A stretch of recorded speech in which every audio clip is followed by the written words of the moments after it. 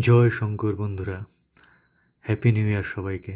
এই জীবনের উদ্দেশ্য ঈশ্বর প্রেম, ঈশ্বর প্রাপ্তি।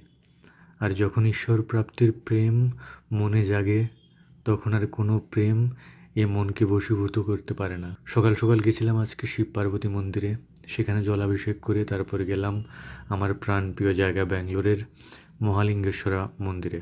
এই মন্দিরে ভোলে বাবা যেন বসে আমার সব কথা শোনেন, সব কথা বোঝেন, সব কিছু দেখেন, আর না জানি কত ইচ্ছা আমার পূরণ করেছেন উনি।